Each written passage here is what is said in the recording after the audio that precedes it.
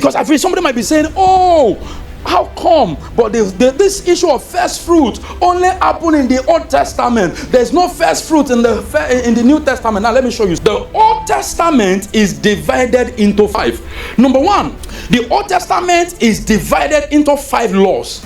The first law is the ceremonial law. The second law is the sacrificial law. The third law is the hygienic law. The fourth law is the lifestyle law. The fifth law is the law of obedience.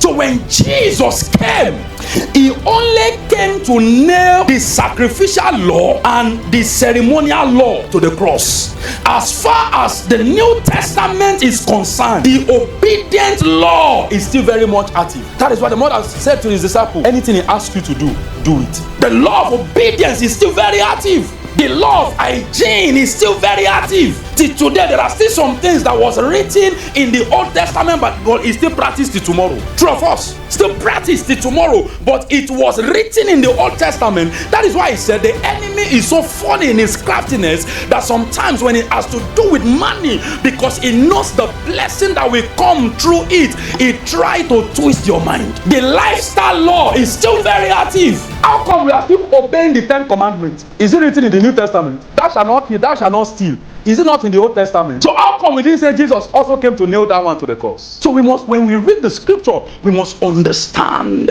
that the Old Testament is divided into 5 laws, and out of the 5 laws, the only one that Jesus came to break is the ceremonial law and any law that has to do with sacrifice, because Christ is the greatest sacrifice. But as far as covenant and obedience is concerned, the law is still very active.